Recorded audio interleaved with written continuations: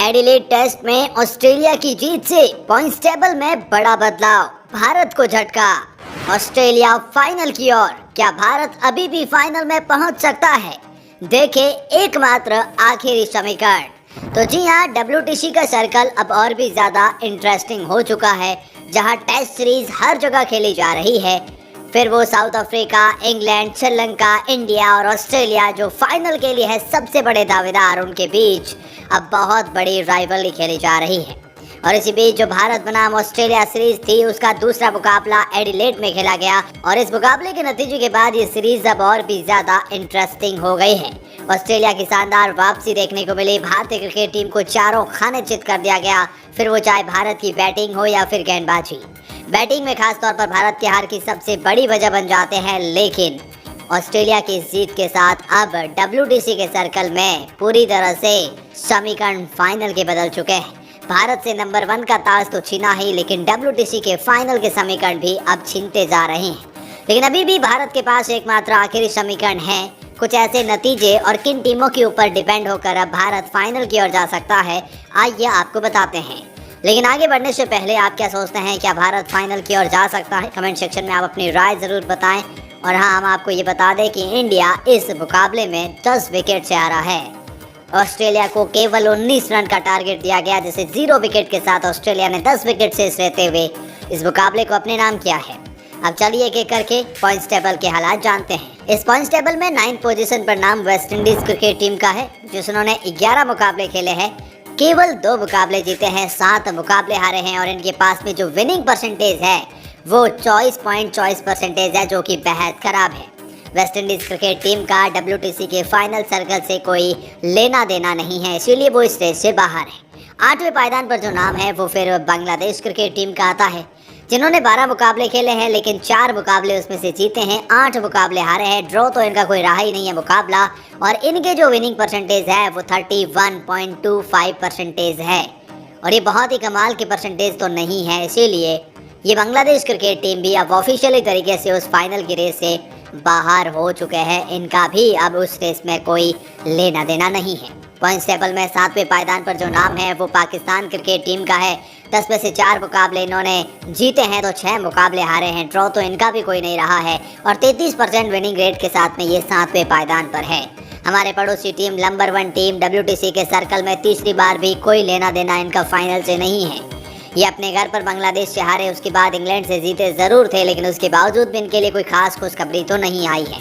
Pakistan cricket team के लिए भी अब कोई समीकरण नहीं बनते हैं, लेकिन अब जो इनसे ऊपर आपको जो टीमें देखने को मिलेगी वो सारी फाइनल की रेस में हैं। पॉइंट्स टेबल में 6th पोजीशन पर नाम न्यूजीलैंड क्रिकेट टीम का है, जिन्होंने 13 मुकाबले खेले हैं, जिसमें 6 मुकाबले जीते हैं, 7 मुकाबले हारे हैं, और 44% विनिंग रेट के साथ में ये पॉइंट्स टेबल में 6th पोजीशन पर पहुंच गए हैं। हाल ही में ये इंग्लैंड के खिलाफ लगातार मुकाबले हार रहे हैं अपने घरेलू सरजमी पर।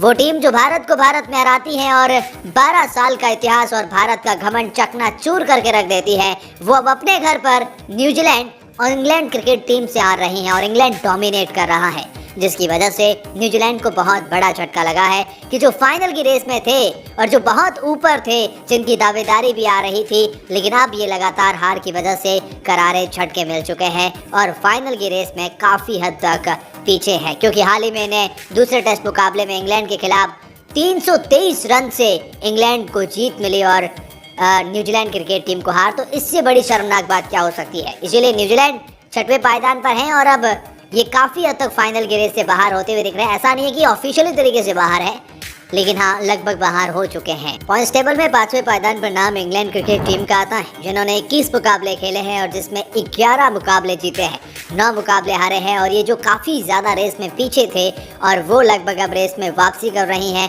45 विनिंग परसेंटेज के साथ में ये हैं और लगातार दूसरा मुकाबला न्यूजीलैंड के खिलाफ जीता है, जिसने काफ़ी हद तक, ये खुद तो उस रेस से बहुत दूर थे, लेकिन इन्होंने, जैसे न्यूजीलैंड ने भारत का बेड़ा गर्क किया, तो इन्होंने न्यूजीलैंड का कर दिया, हिसाब बराबर हो गया है। और कहीं न कहीं न्यूजीलैंड जो फाइनल की रेस में भारत के लिए राह का रोड़ा बन सकता था, उन्हें इंग्लैंड क्रिकेट टीम की तरफ से बड़ा झटका दिया गया। और इंग्लैंड जो कि बहुत दूर है अभी भी फाइनल की रेस से, लेकिन बहुत कहीं ना कहीं वापसी कर रहे हैं और 5वें पायदान पर ये आ चुके हैं। अब बात करते हैं चौथे पायदान की टीम जो श्रीलंकन क्रिकेट टीम है, जिन्होंने 10 मुकाबले खेले हैं और जीते केवल 5 मुकाबले हैं। 50% विनिंग रेट के साथ में ये टीम चौथे पायदान पर बनी हुई है। साउथ अफ्रीका के खिलाफ ये टीम भी लगातार हार रही है। जो श्रीलंकन क्रिकेट टीम शुरुआत में टॉप लेवल पर बनी हुई थी, लेकिन अब इनको भी करारे झटके मिल रहे हैं। श्रीलंकन क्रिकेट टीम ने हालांकि अच्छा खेल दिखाया है, टेस्ट फॉर्मेट में फाइनल की रेस में बने रहना। बावजूद इसके भी न्यूजीलैंड, इंग्लैंड और पाकिस्तान जैसी खतरनाक टीमें उस रेस में बहुत दूर है, लेकिन श्रीलंका ने कमाल का खेल दिखाया है और श्रीलंकन क्रिकेट टीम फिलहाल जो है वो चौथे पायदान पर है।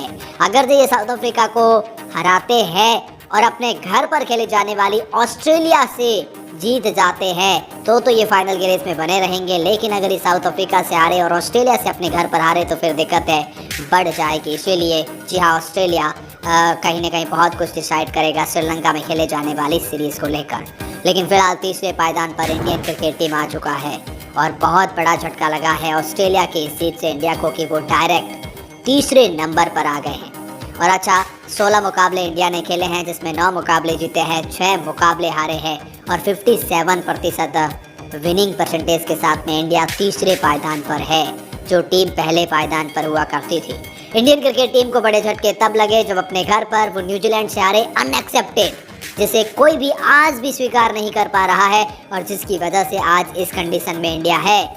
अदरवाइज अगर वो तीनों मुकाबले आप अपने घर पर जीत जाते तो ऑस्ट्रेलिया की सीरीज से आपको कोई फर्क नहीं पड़ता, आप 100% फाइनल खेलते।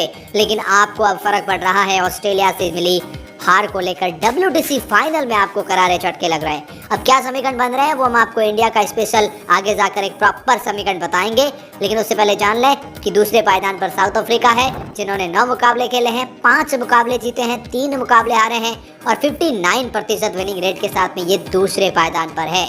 और इन्होंने हाल ही में जो श्रीलंका को हराया और उसके बाद अब एक और मुकाबला जीतने वाले हैं, तो ये लगभग फाइनल की रेस में सबसे बड़े दावेदार साउथ अफ्रीकन क्रिकेट टीम बनने वाले हैं। हालांकि आने वाले कुछ मुकाबले साउथ अफ्रीका को अभी भी आगे जाकर खेलने होंगे, तो दिक्कतें वहां पर भी साउथ अफ्रीका के लिए बढ़ जाएगी।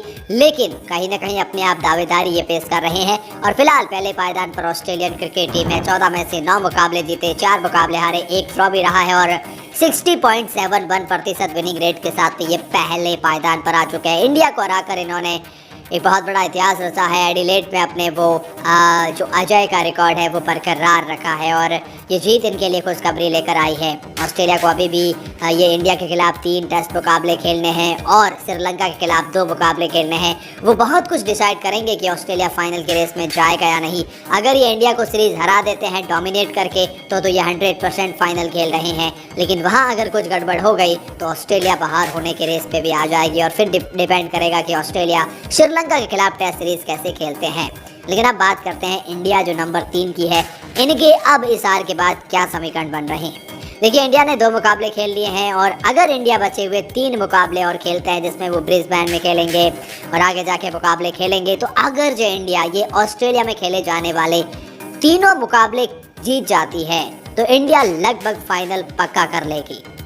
लेकिन आप और हम सभी जानते हैं कि ऑस्ट्रेलिया को आने वाले तीनों टेस्ट मुकाबले हराना मतलब एक ऐसी बात करना कि जिसके कोई चांसेस बनते नहीं हैं।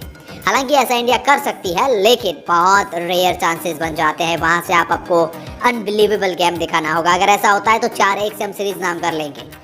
लेकिन अब बात करते हैं बचे हुए 3 में से अगर इंडिया 1 हार जाती है और इंडिया 2 भी जीतती है तो भी आप फाइनल की रेस में रहेंगे। लेकिन फिर आप डिपेंड करेंगे कि साउथ अफ्रीका कैसे करता है, श्रीलंका कैसे करता है, ऑस्ट्रेलिया कैसे करता है, फिर आप दूसरी टीमों के ऊपर डिपेंड हो जाएंगे।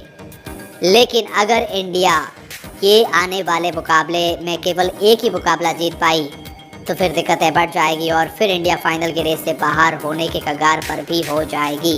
अब ऐसा इसीलिए क्योंकि आपने कम से कम 60% से ऊपर तो रखने ही होंगे फाइनल में जगह बनाने को लेकर।